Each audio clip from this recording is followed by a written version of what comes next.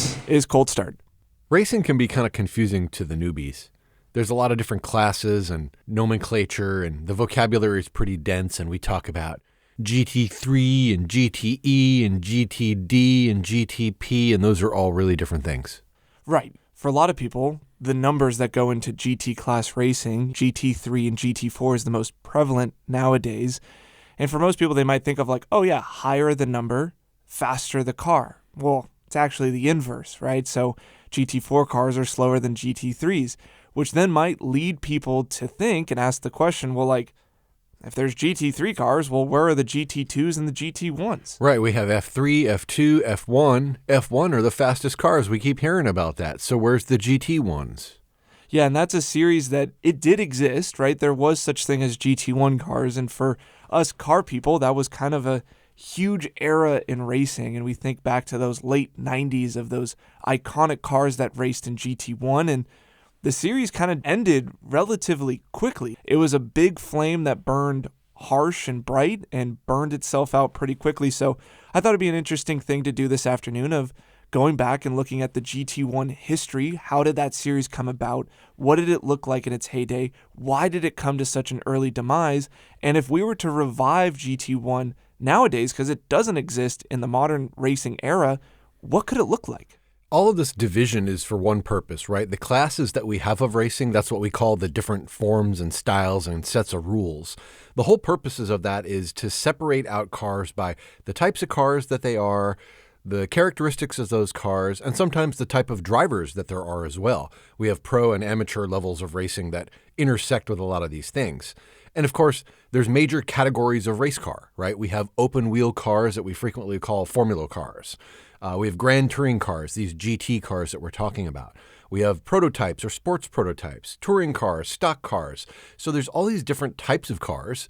And even within the same type of car, there are wildly different characteristics in terms of their performance, their speed, their handling, their weight, just overall envelope of what they can do. So racing classes give us the ability to make maybe a fairer competition among cars that are different but have more things in common perhaps than they have as differences. Yeah, and with the different classes within GT cars, so GT racing is always that class that the cars look like the road cars, right? Right. They look similar to the cars that those manufacturers are selling to the public. For me, that's always why I've loved GT class racing, is because the cars actually look like real cars, where in prototypes and formula cars, those vehicles, those race cars are pushing the limits of what is possible with the technology and engineering, but they don't look like anything that I can relate to on a day-to-day basis. Now, within the classification of GT cars, usually in the beginning, it was a GT1 to 4 was the normal nomenclature, the spread of the classes. And once again, GT4 cars, the rules might have been a little bit tighter. The cars were slower. Your engine restrictions, the power restrictions, speed restrictions were going to be a lot tighter. That way it's less expensive. It was easier for people to get into GT class racing. Now, as you move up, or you move down the numbers, but up the class, right, to 3, to 2, and to 1, on the other end of the spectrum, GT1, that's where it was going to be the fastest cars, the most powerful cars, and the least amount of rules, allowing people to kind of explore the limits and capabilities of a GT car platform. You know, this GT racing all comes from road cars and how people would use their cars out on the roads, going for a drive, maybe doing some road racing as well. But the actual term here, GT, comes from the Italian term that's called Gran Turismo. And there's sort of an English language knockoff. It's not the exact equivalent of that, but we call Grand Tours. And those are the kind of cars we're talking about here. They're designed for long distance driving, high speed, and usually they're kind of like luxury cars, the way we think about them out on the roads. Obviously, in racing, the luxury characteristics fall away and are replaced by performance characteristics. So this is a kind of car that really originated, I'd say, in the 50s or so. And it was a lot more of a European thing than an American thing. At the time, you know, the American cars were big, long, slab-sided metal things. We had the interstate highway system opening up in the United States. These are long, smooth roads. These weren't the twisties and tight roads of Europe. So there were just different design ethos going on in Europe and the United States at the time. But all of this led to this common classification of car that we called GT, and around which came these classifications of the GT levels and subclasses of Grand Tourers. So in early years of GT class racing, or what we're going to be talking about, which is GT1, that whole concept of GT1, 2, 3, and 4 started in the early 90s.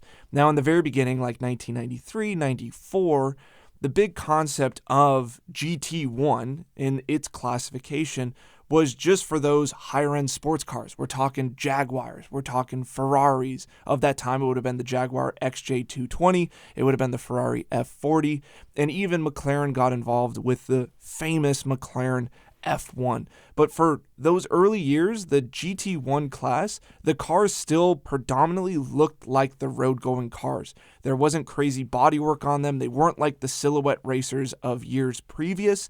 They were kind of stock body, if you will, right? There wasn't a lot of modifications. Maybe a little bit more aero, like a little bit more of a wing on the rear, but not much, right? In those early days, it was kind of in the spirit of GT racing, as I would like to say, of like the cars looked almost identical to the street cars. And that was the point of GT racing. But in the beginning, this series, they were just trying to draw people to come and race. They wanted more people to get in their series. That's always the point of creating a class, is that you want people to join it. And as that became more popular, as GT1 racing became more popular through 94, 95, 96, then it started to draw the attention of larger manufacturers to get involved. And of course, once a larger manufacturer gets involved in a series, they're going to read the rule book very closely and find any sort of loopholes that they can gain a competitive advantage. That's what we do with the rules of racing, right? Is you find loopholes, you find places to drive a car through. And usually, whenever manufacturers get involved, that's where the slippery slope of like things start taking off increasingly more so, and things get crazy really quickly.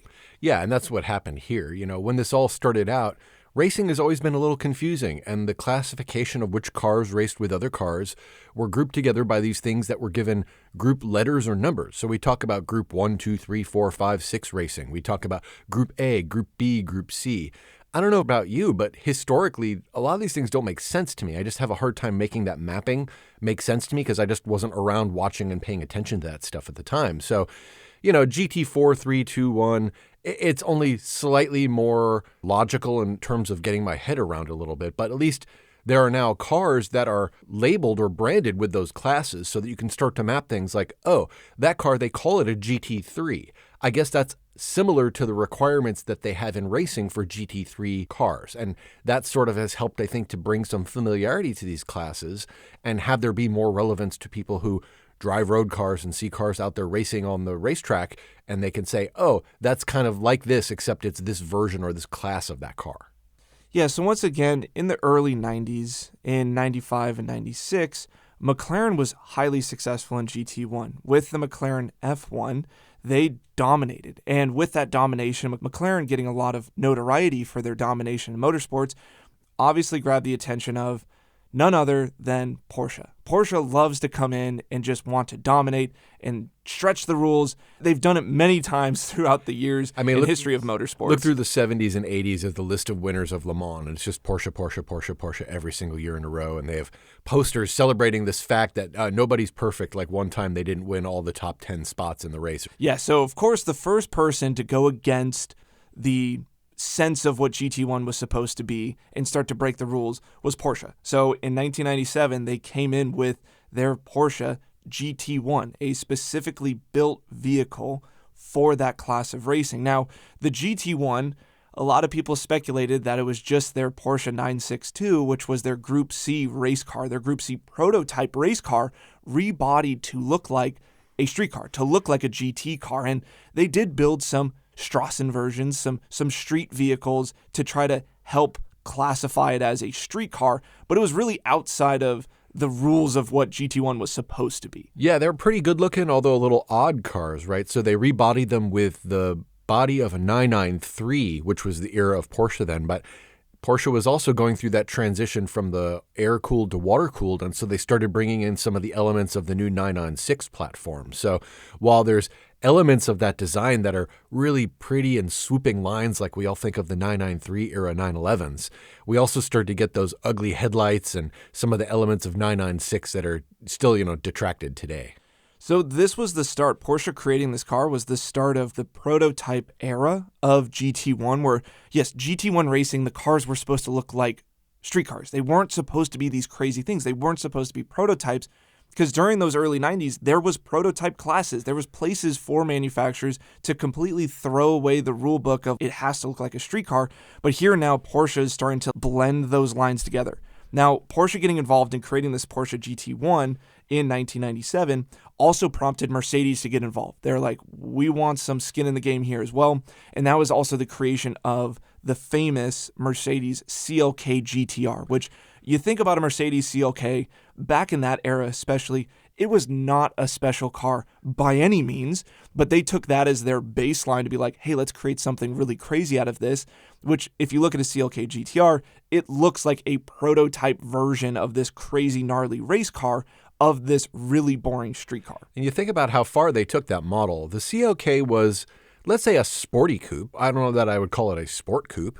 It was sort of a mid-range. It was an all-arounder. It was a decent car, but it wasn't something that was so stellar that you would imagine they'd hang an entire racing program and have one of their all-time banner race cars hanging off of the name of this brand of something that was just sort of an average road-going car that was decent looking but not otherwise special. Yeah, I can't imagine any of the people that were buying Mercedes CLKs cared that there was a race car. The people that were buying those cars were like real estate agents or whatever else. Like they didn't care about motorsports. So I think it was just like the typical crazy German mentality of like, let's just go racing. Who cares if it actually sells cars or not? So this kind of sets the stage for the 1997 GT1 series. Once again, going into this prototype era where now we have this gnarly looking Porsche GT1 car, the first iteration of it. We're going to get into the 1998 season when things continue to get out of hand. But in 1997, the first iteration of the Porsche GT1, we have the CLK GTR and the McLaren F1. Those are going to be the three main players. There were other GT1 cars that were still racing in the series of that time, but none of them were as prevalent or as successful as those three. And to give you an idea what kind of cars we're talking about, right, and given the period, the CLK GTR Strassen version that came out. So this is the street version, the derivative of the race car, the homologated version that they were required to make, had a 7-liter V12 that put out over 600 horsepower. So again, let's go back to this era, right? We're talking about mid to late 90s. Those specs are pretty much unheard of in any car, race car or street-going car for that matter. Yeah, I mean, the technology in these cars were crazy. Now, in 1997, in that year, who was also joining the field, like I said, there were some other cars, not just those main three that we always remember. There was also a Panos GTR. Now, once again, Panos, you would have to look them up. You would never have heard of them before. But even in 1997, there was a Lotus Elise GT1 car that was created. So there was a couple other people getting involved of creating these kind of like crazy looking, quote unquote, GT style cars.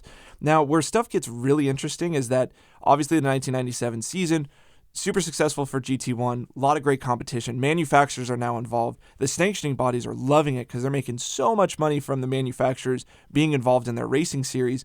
But this starts that slippery slope of now that we have manufacturers involved that can spend millions and millions of dollars on the development of these vehicles.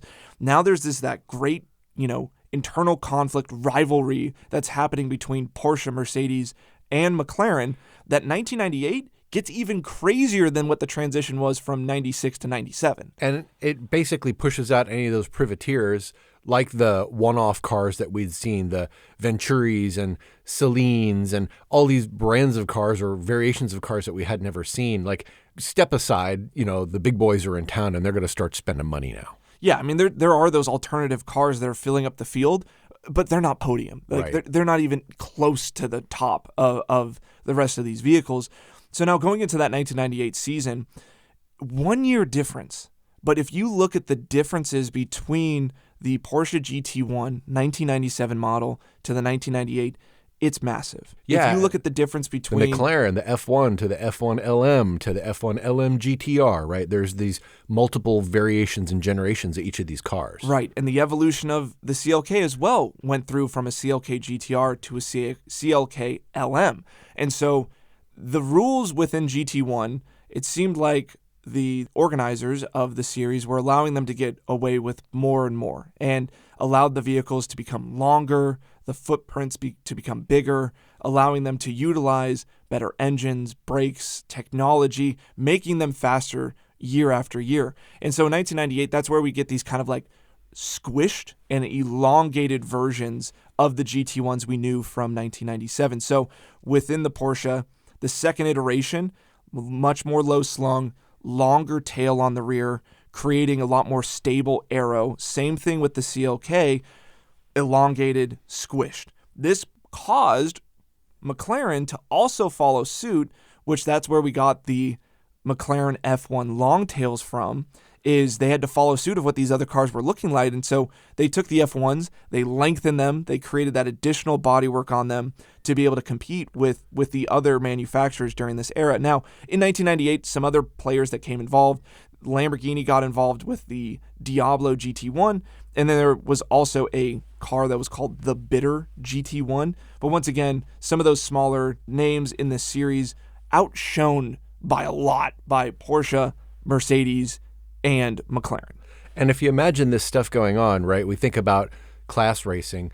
This culminated at the 24-hour of Le Mans. So the 24-hour Le Mans included a GT1 class for these couple of years. You imagine those cars out there, not just for, a sprint race like we're used to seeing, but out there doing the full endurance racing for 24 hours alongside these other cars of that era was just an amazing thing. And by the time we got around to 1998, right, we'd seen 2 years of evolution of these platforms from the initial pretty crazy out there, take off all the regulations possible, a la Can-Am back in the day, sorta, for the first versions of GT1. And then they continued to evolve, and the bodywork got longer and more extreme. The aero continued, the cars got lower, ground effecting continued, getting to the point where by 1999, we had this extremely heated battle among these three competitors. But by this point, Mercedes had decided, hold on, we're going to put more money and we're going to put more effort into this. You want to talk a little bit about that? Yeah, so the transition, so talking about the 1998 season first before we go on to 1999, in 98, these cars are further away from their GT starting points, their GT bloodline. These cars are starting to look more like prototypes, more like these alien vehicles that we think about in prototype racing and even in like Formula car racing. They're not looking like GT cars anymore. The manufacturers are just spending goobs amount of money just to go faster and faster and faster. Is that a goobs? Is that an official term? Goobs. Yeah. Many zeros and goobs. But before we go on to 1999, which is kind of the famous year that everyone thinks about with GT1 cars, is they think like, GT1, those were the cars that took flight. Now, even before we get into 1999, the car started flying in 1998, which not a lot of people know about. There was a famous incident with the Porsche GT1 at Road Atlanta. Now, just like the incident that occurred that we'll get into that happened at the 24 Hours of Le Mans, one of those cars took off into the air, was able to complete a full backflip and land on its tail, like completed one full rotation and landed. So you can see that these manufacturers were pushing the limits of what these cars were capable of from an engineering standpoint, as well as from an aerodynamic standpoint. They were so on the edge that they were starting to kind of go beyond their limits. Now, going into 1999, Mercedes was like, we're going to double down. We're going for it. Right. Porsche was able to dominate. We want to make sure that they can't dominate into the 1999 season. And that's where Mercedes, I think they went too hard at it, because essentially they spent so much money developing their now, from a CLK LM to their CLR variant of the CLK, that no one else showed up in the 1999 season. Yeah, nobody could compete with the amount of money Mercedes was spending and the technological developments that they were making. I mean, think about this for a minute. This is a giant, global auto manufacturer, makes tons of different cars. The amount of technology and IP and capability and engineering know-how they have is just tremendous. And so, again, how's anybody else other than maybe Porsche or, other large manufacturers going to compete against that? Something else to consider here is the prototype in prototype racing. If you've been around this stuff a lot, you kind of get numb to the term, but when you first show up for it, you're like, prototype racing. So these are things that are not out yet, or what exactly is that? That all derives from the fact that these cars were really pushing the envelope. And even starting in the early 90s, the prototype cars that were being developed were using new technology. They were developing and creating new ways for cars to actually operate, new capabilities, new technologies that eventually would trickle down to production road-going cars. And we're talking about things like engine control systems, the ECU that manages all the systems within a car. That all came out of these endurance vehicles, these prototype vehicles. Dual clutch transmissions, the Porsche double clutch system, PDK, that we're familiar with, and us manual bigots kind of hold maybe not in the highest regard, but it's actually a really good system that was also developed out of these cars, these prototype cars that were racing in Le Mans in GT1 class. So the amount of trickle down that did actually occur here was tremendous. And a lot of the time that's called out as a reason for why we develop or why we go into these areas. And it's hard really to see the connection. It seems like an excuse. But in this case, there was real benefit happening in the production car space, the road-going car space, that was derived from the technologies and the evolution of the platforms that were being used to make fast race cars. Yeah, so now going back to that 1999 season transition of, well, what happened to GT1? Because GT1 did not exist in the 1999 season. So it started in 1993.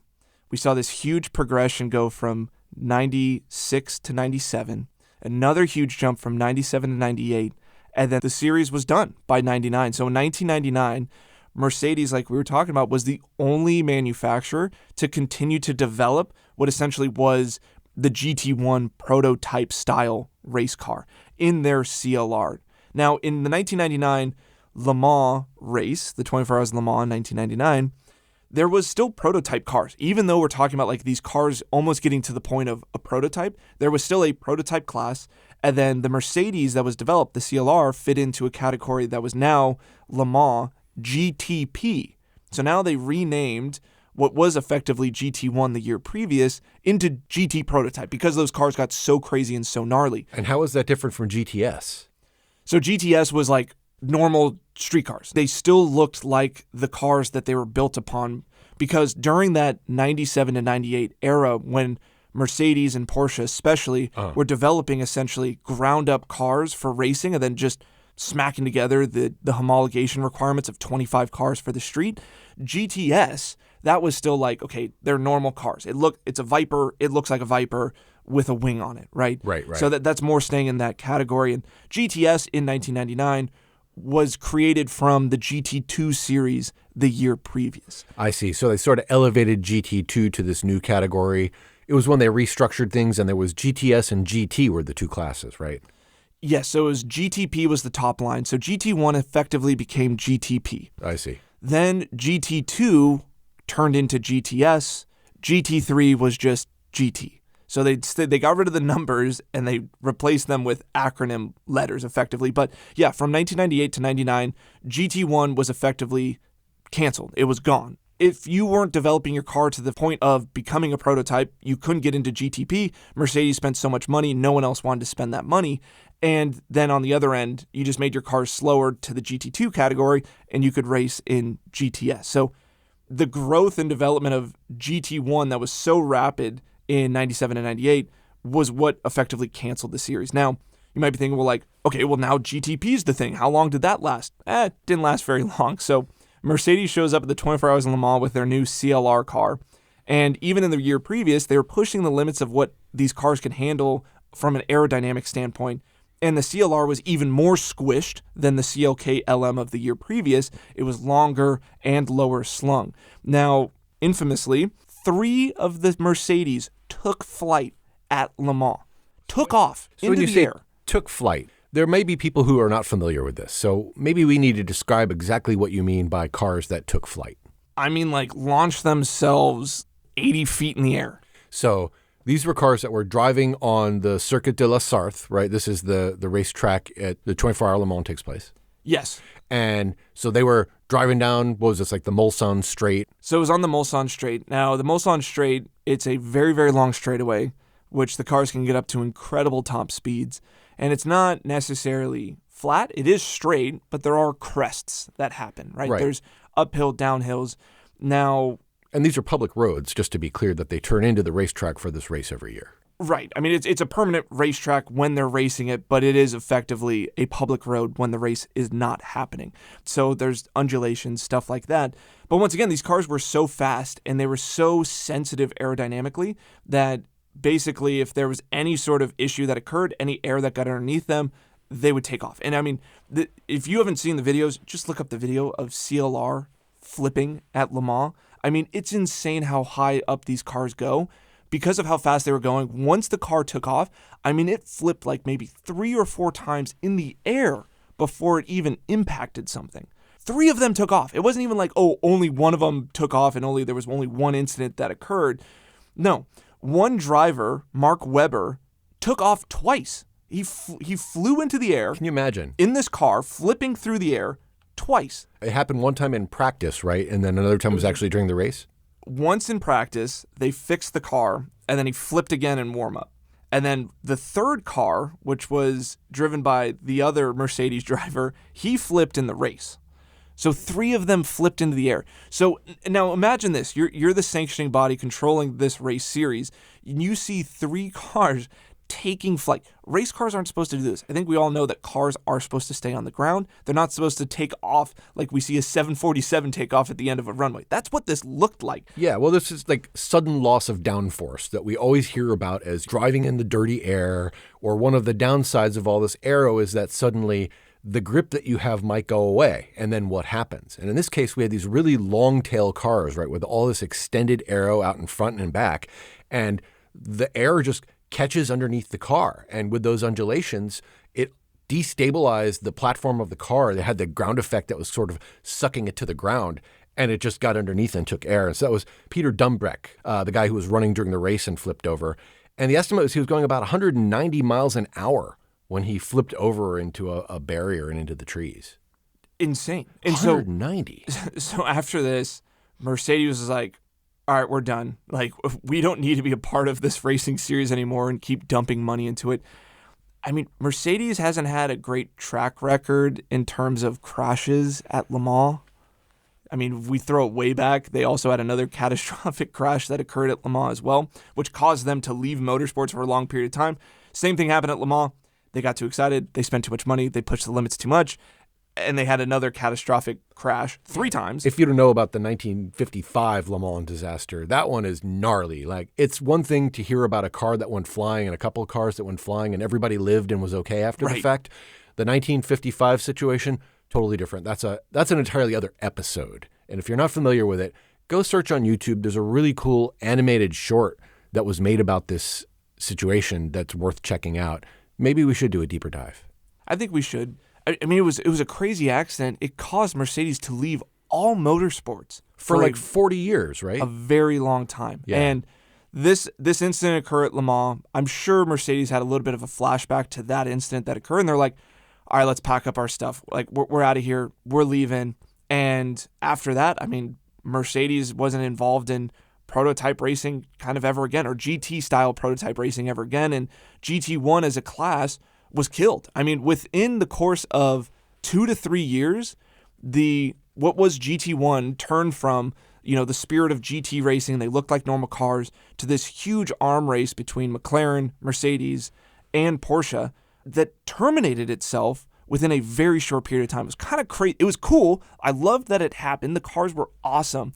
But I mean, like, this is what happens in motorsports when you don't put a cap on stuff, when you don't put enough restrictions to prevent people from spending too much money too quickly and letting things get out of hand. It's really crazy when you think about these manufacturers who are trying to gain an advantage in racing. They get to a point where they push so far, they go so to the edge of the rules, to the outside of the budgets that are reasonable, and then things blow up and they go away for a while. And Mercedes is sort of notorious for this. And literally, they didn't race for 30 or 40 years after that accident in 1955. And then 1999 happened, and we had a brief period away from that as well, to the point where the country of Switzerland banned auto racing in 1955 after that accident. It was so bad. So many people were killed. So many people were injured.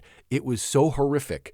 Switzerland banned auto racing in the country from 1955. It wasn't lifted until 2026. That's crazy that it took them all the way until now. Yeah, they made some kind of exception. I think they allowed some electric racing, like exhibition racing. Ooh. Yeah, right. But no, it wasn't until 2026 that they re-allowed combustion proper, what they call thermal engines, to race in Switzerland. That's how bad this incident was in the 50s. So you can imagine, here we are in the late 90s, and Mercedes is back at racing, and they're going balls to the wall all again, because that's what they do. And now they have these catastrophic failures multiple times in a row, and everybody else is like, yeah, we're done. We're not going to even bother trying to compete here anymore. And Mercedes said, yeah, I don't think maybe we should either. Now, ever since, this happened in 1999, ever since the early 2000s, GT2 lasted for a period of time. GT1 had a revival in the mid-2000s. Then it came back in 2010s, but has never been kind of a part of GT racing permanently for a long period of time ever since. And even in recent years, I think about 5 years ago, they tried to revive GT2 Class Racing. And that was a huge catastrophic failure as well. And it's kind of interesting that within GT racing, GT3 is the upper echelon. We haven't been able to break through to get GT2 and GT1 back on the racetrack. Yeah, and if you look back, some of the most glorious failures that have occurred in the history of racing produced some amazing vehicles, just really cool things that wouldn't have otherwise occurred in any other way except for this strange set of circumstances that all came together. So in some ways, we look back to those and say, is there any way to recreate that?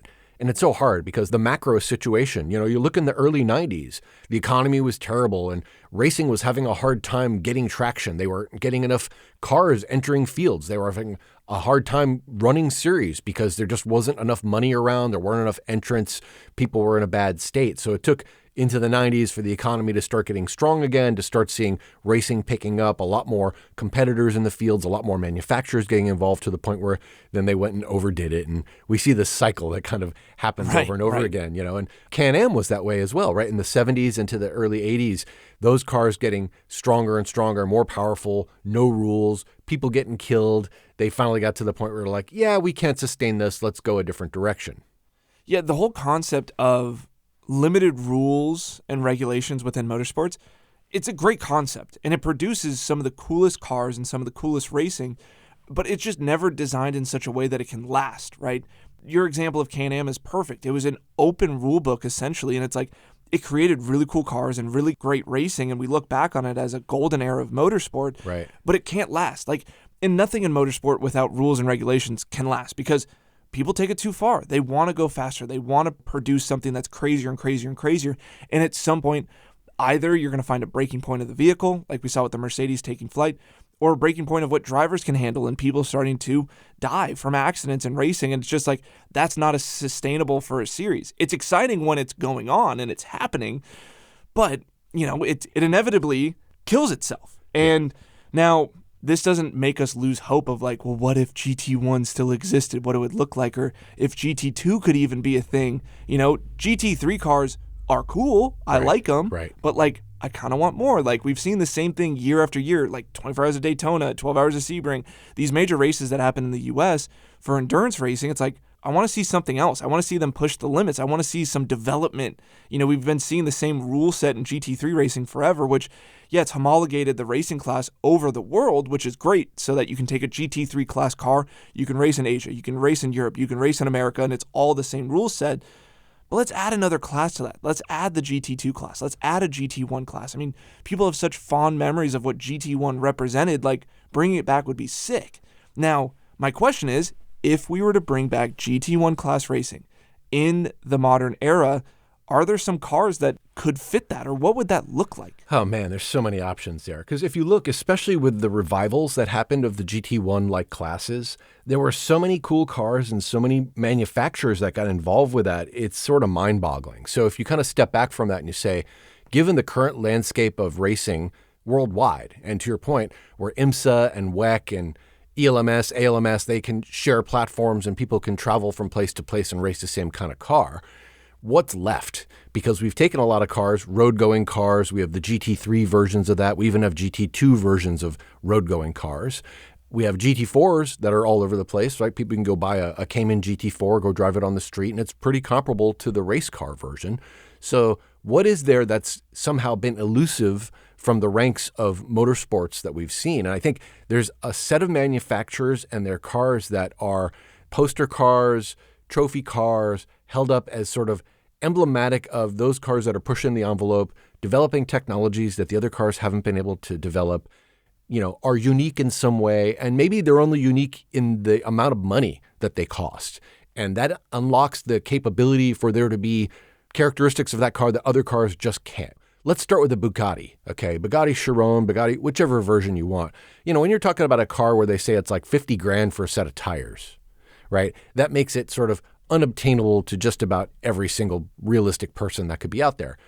What would it be like to race such a thing? Well, you couldn't even imagine it, because if a set of tires is 50 grand, what's the budget going to be to race something like this? Yeah. Right? So that's the kind of car that comes to my mind is you got to have the Bugattis of the world. You have to have the Pagani Huayra R. Absolutely. Designed for the racetrack, phenomenal looking car, sounds the part, performance is astounding, all around must-have kind of car. I think Koenigsegg has several candidates that you could throw into the mix here. They've been pushing technology with their 3-liter engines, with some of the material science stuff that they've pushed, some of the configurations and engine architecture things that they've been able to do. I think they have to be out there. Ferrari, they have their F80, they have other XX kind of cars, their Evo cars. Yeah. Those all seem like they could be super relevant candidates here. You have the Gordon Murray T50 and the T50 race variant coming out of that. These are the kind of cars where they don't quite fit into that GTP hypercar space. Right. They're not prototypes. They're not what we think of like the Porsche 963 or the BMW prototype or those other cars that we see out there competing in the top levels of LMP1 hypercar, what we call GTP today. Right. So there's this whole set of those cars that are really rare, really exceptional. Mercedes AMG 1, Aston Martin Valhalla. These are cars that there are road-going cars. Some of them are not. Some of them are racetrack only, but there's not a class of racing for those. Those all seem really relevant and good potential cars to throw into a future GT1 class, and there's probably others. 100%. I think that if we were to think about GT1 in the modern day era, taking the new class of sports car, or supercar, which is hypercar, right? Yes. Those hypercars, the top echelons, which, yes, they're insanely expensive, but if there was a racing series for those vehicles, I think that would be the modern day GT1. All of those high-end manufacturers that produce those track-only variants of their top-of-the-line car, a bunch of rich guys buy them. They go to track days, private days, and they drive them. That's but right. What if there was a racing series for them to go to, and we call that GT1, with everything from the Bugatti Bolide, which is their track-only variant of Bugatti, which is insane. It looks crazy. Right. The McLaren Senna GTR, which was the track-only variant. It used to be the P1 GTR. That can be invited too. If you want to come out with your P1, cool, do it. The Ford GT Mark II, which now there's the Mark IV. Or Mark IV, right. The new variant. Same deal. It's a track-only version. The Aston Martin Vulcan, throwing it back a little bit. Those things are sick, right? Thinking about all these track-only variants, the FXX program would be genius for it. I know Ferrari doesn't like to play with other people. They like their own little playground, their own sandbox. The Gordon Murray T50R is a great example too. Like all of these, insane top-level cars that have these track-only variants, if you could convince the owners to all come to the same track and run them on track at the same time, and you just call it this like insane prestige racing league of GT1, I think you could have something there. I think we all want to see that, right? I mean, we've seen these cars on Top Gear. We've seen the reports. We've seen the articles in magazines, but we don't have the opportunity to go see these cars race on track in person. No, there's really no forum for that. The only thing I could think of that's even roughly remotely close to this is in Formula Racing, there's a series that runs over in Europe called the Boss GP. Boss stands for Big Open Single Seater. And it's effectively for people who have bought as recent model Formula One and similar high-end open-wheel vehicles as you can get. And it's a bunch of guys with more money than they know what to do with. They go out there and race each other, but in hardware that's effectively at the top end of what you can get in terms of Formula cars as a civilian or buy from a former race team. And so imagine the equivalent of that in these GT cars, these race cars that are catering to a similar audience. That would be phenomenal to see. I would line up around the block to watch that kind of racing happen. And I think a lot of people out there would. Again, these are the sort of highly esteemed poster cars that people would love to just have an opportunity to experience that most people will never even get to see in their real life. So imagine getting to see multiple of those cars out there competing with each other out of control. Yeah, I think it'd be really cool, and I think it's a great concept. I think it'd be awesome if you could convince all those owners to bring their cars to the track and let people rip them around with and comparing them to other cars that are built in the same sort of ethos and the same goal of like these insane, not road-going cars, but like track-only variants of what could potentially be a road-going car. You know, obviously, like, how realistic is this of happening? Probably not, because, you know, the individuals that spend the amount of money that they do on these cars, they're collectibles, unfortunately, and you know, if you damage them, it's not like the manufacturer's creating a lot of componentry that goes along with it. But it'd be cool to see like the manufacturer create the one spin-off from these track-only variants that are like the race car versions, where they're designed to get crashed up a little bit or damaged or whatever the case is, and you can replace the panels a little bit easier and just go have fun. And maybe even in the early stages of this re-envisionment of what GT1 Class Racing is, you make it, you know, a gentleman race. You know, let's put on a show. Let's not go wheel to wheel to that we're damaging these cars, but being able to put all those track-only versions on track at the same time would be insane. And you think about the pushing of the technology, right? Some of the things that have been outright banned in competitive racing, we bring that back. We embrace that. We revel in that. Gordon Murray's done that with his T50 car, right? The fan car, they call that. And I guess the variation of that one that would be interesting here is there's one called the T50S Niki Lauda. That was their track only. I think they made 25 of those, or they're making 25 of those. There's a few other ones. There's a Lamborghini Essenza SCV12. There are very few cars in this space, but the ones that are out there are so astounding and extraordinary. It would be such a cool and breathtaking thing to be able to take all those in. I'm just champing at the bit. Yeah, I totally forgot about that Lamborghini variant. It might have been that one. It might be another one. But I remember, there's like this Lamborghini track-only version, and it's like a long tail. Like it is like an elongated one, and it's got, you know, a naturally aspirated V12 that's essentially straight piped out of the back of it. I mean, it's absolutely insane. Yep, that's it. That thing is so sick. I got to actually see one of those on track in person. Completely straight piped. It was ear-piercingly loud. Same thing with the Huayra R. Same sort of deal would be great in this category of racing, but like the sounds that these cars make, that these insanely built cars make, is unbelievable. Even that car that you're showing right there, the Brabham BT62, that thing sounds like a V8 supercar on steroids, like the Australian V8 supercar. The V8 that thing has, the transmission whine that you can hear from it, it's just heavenly. Like, all of these cars that are built to the ethos of motorsports eras that we love as fans, of the sound, the engines, the looks, everything. And like, there's more cars in this space than you might think. To be able to convince these owners to like bring their cars back out and like race them against one another would be absolutely insane. It would bring back a heyday that we haven't had since like the 80s and 90s. Yeah, I mean, remember the kick we had when we were at the Monterey Motorsports reunion last summer, and they had those Pagani Huayra Rs out on track, doing effectively a session out on track, but just getting to see that car go around and hear them out there, and an entire series of those competing with each other would be unreal. The specs, the technological capabilities of these cars, right? The amount of downforce, the amount of horsepower, the top speeds, the braking distances, just all those things measured in ways that are so far beyond what we think of for other race cars. It would be really cool to see them compete. And, you know, we talk about Formula One cars as the utmost highest echelon of car, of race car, of anything that can exist. But we know that even Formula One has constraints and regulations that prevent them from doing things that maybe in a GT1 class like this,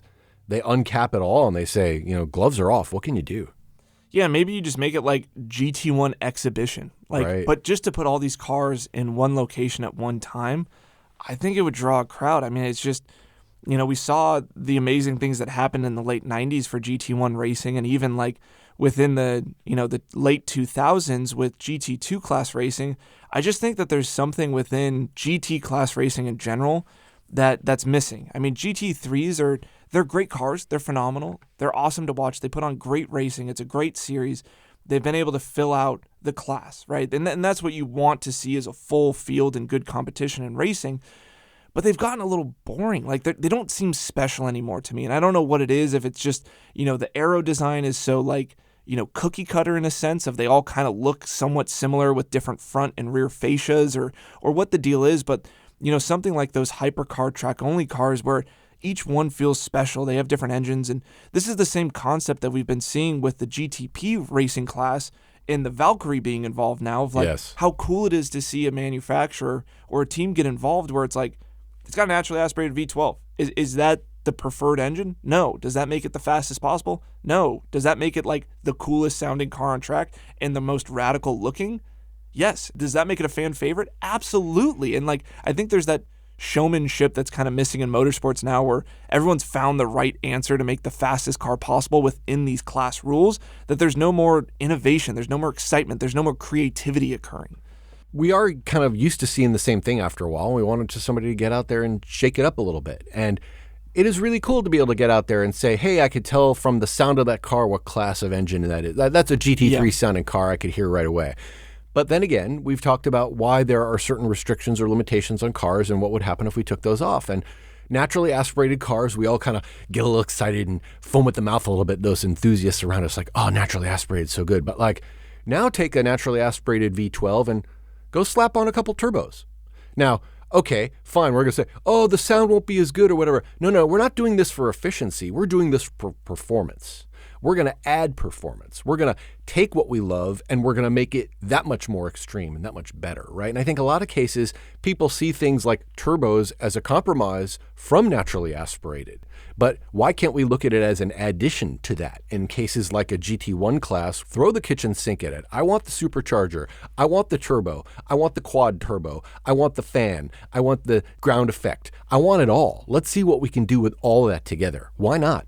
Yeah, absolutely. And I think the reason why people are so down on turbos in the modern day era is they are being used for efficiency, not for performance. Correct. It's a way to make the cars, quote unquote, more environmental, easier on fuel, that sort of stuff. But yeah, I think we're missing a GT1 class where it's gloves are off, rules are out, go for it, go crazy. And maybe it's only a race series that'll last for a couple years, but at least it'll be really sick. Everybody will be talking about it for a long time. Just the way we are kind of with this GT1 thing that we can't quite put our finger on. It was a weird variable era. There was a lot of different versions of it. They weren't even really clear on what it was at the time, and it kept evolving. So it's just a moving target. But what a cool thing this is. Why can't we have something that feels organic like this in racing today? Have manufacturers have an opportunity to go showcase these cars that really there's few places for them to put other than in magazine spreads and things you're going to go watch on YouTube about four guys on a racetrack driving their Pagani and their Koenigsegg, and you're never going to get to do that or see it up close. So what does it really matter to you? Let's make this series. Let's get out there and enjoy it. Well, this has been a fun conversation. Thanks, Todd. Thanks, Sylas. And thanks for listening. This has been Cold Start.